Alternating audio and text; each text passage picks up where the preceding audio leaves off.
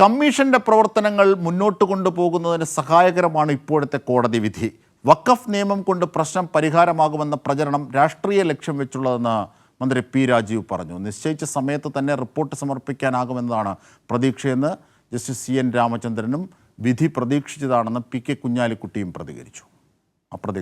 മുനമ്പത്ത് ആരെയും കുടിയിറക്കില്ല എന്ന് സർക്കാർ നേരത്തെ പ്രഖ്യാപിച്ചതാണെന്നും അതിനോടൊപ്പം തന്നെ അവരുടെ നിയമപരമായ അവകാശങ്ങൾ കൂടി സംരക്ഷിക്കപ്പെടണമെന്നും നിയമമന്ത്രി പി രാജീവ് വീണ്ടും വ്യക്തമാക്കി.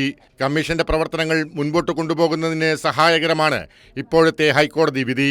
വഖഫ് നിയമം കൊണ്ട് പ്രശ്നം പരിഹരിക്കാമെന്ന പ്രചരണം രാഷ്ട്രീയ ലക്ഷ്യം വെച്ചുകൊണ്ടുള്ളതാണെന്നും മന്ത്രി പറഞ്ഞു.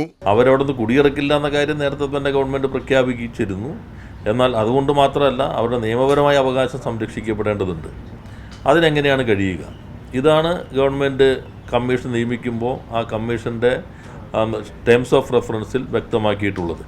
പ്രവർത്തനങ്ങൾ മുന്നോട്ട് കൊണ്ടുപോകുന്നതിന് ഇത് സഹായകരമാകും. കമ്മീഷന്റെ പ്രവർത്തനം ഉടൻ പുനരാരംഭിക്കുമെന്ന് ജസ്റ്റിസ് CN രാമചന്ദ്രൻ പറഞ്ഞു. കക്ഷികൾ സുപ്രീം കോടതിയെ സമീപിച്ചില്ലെങ്കിൽ പ്രവർത്തനം തുടരും. നിശ്ചിത സമയത്ത് തന്നെ റിപ്പോർട്ട് സമർപ്പിക്കാൻ ആകുമെന്നാണ് പ്രതീക്ഷയെന്നും അദ്ദേഹം പറഞ്ഞു. റിപ്പോർട്ട് മെയ് മാസം അവസാനത്തിന് മുമ്പ് കൊടുക്കണമെന്നാണ് ഗവൺമെന്റ് പറഞ്ഞേക്കണേ. അത് കൊടുക്കാൻ സാധിക്കുമെന്ന് പ്രതീക്ഷിക്കുന്നു.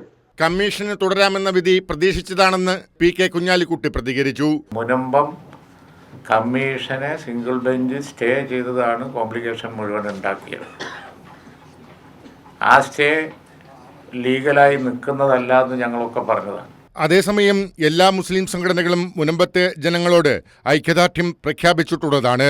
വർഗീയ ശക്തികൾക്ക് മുതലെടുക്കാനുള്ള സാഹചര്യമൊരുക്കാതെ പ്രശ്നം രമ്യമായി പരിഹരിക്കാനുള്ള ശ്രമം സർക്കാർ ഏറ്റെടുക്കണമെന്ന് രമേശ് ചെന്നിത്തല ആവശ്യപ്പെട്ടു.